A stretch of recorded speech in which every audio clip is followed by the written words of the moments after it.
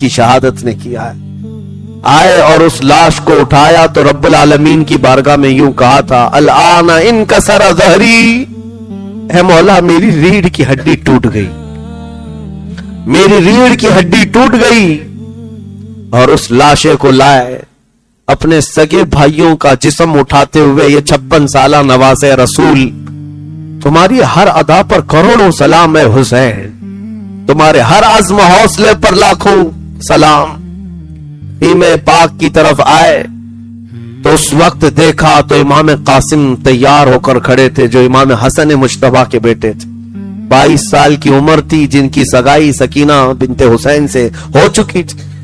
مولا حسین کے پاس آئے اور کہا چچا جان میرے عم محترم مجھے جانے کی اجازت دیں. امام حسین نے جی بھر کر دیکھا اور کہا میرے مرحوم بھائی کی ایک ہی تو نشانی تھے، تمہیں دیکھتا تو میرے برادر گرامی کی یاد آتی، تم جاؤ گے. امام قاسم نے کہا اے میرے چچا جان میں رسول اللہ کی امانت کو لے کر کے جا رہا ہوں اور اس میدان میں تنہا آپ کو نہیں چھوڑ سکتا، مجھے جانے دیں. امام علی مقام نے بڑے آہ و بکا کے ساتھ ان کو رخصت کیا تھا.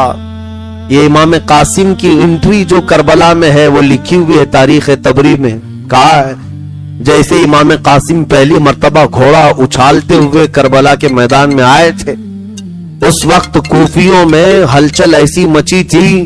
ایک کوفی شخص ہے وہ کہتا ہے ہمیں دن کے وقت سورج کی تمازت کے باوجود قاسم کو دیکھ کر ایسا محسوس ہوا تھا کہ کربلا کے میدان میں 14ویں کا چاند طلوع ہوا ہے. چہرے پر وہ چمک تھی رسول اللہ کی شباہت تھی. میرے آقا کا خاندان اہل بیت کا یہ جوان ہاشمی شیر جیسی آیا، پکارا حل میں مبارزین، کوئی ہے مقابل والا؟ تو کوئی آنے کو تیار نہیں تھا. تو حضرت امام قاسم نے کہا تم میں سے جو بڑا پہلوان ہے اس کو بھیجو. ازرق نام کا ایک پہلوان تھا کوفہ کا، بہت بڑا ہاتھی کی طرح چلتا، ایک بہت بڑا اس کو سانڈ کہا جاتا تھا. عمرو بن سعد نے کہا ازرق تم جاؤ اس کے سامنے.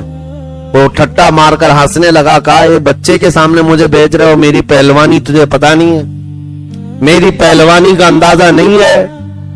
عمرو بن سعد نے کہا تیری پہلوانی بعد کی، وہ حیدر کرار کا پوتا ہے، فاتح خیبر کا پوتا ہے، تجھے پتا ہے، مقابل میں جا.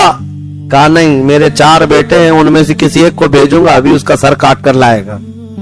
ازرق کے 4 بڑے بیٹے تھے اور چاروں پہلوان تھے. بڑے بیٹے کو بھیجا. امام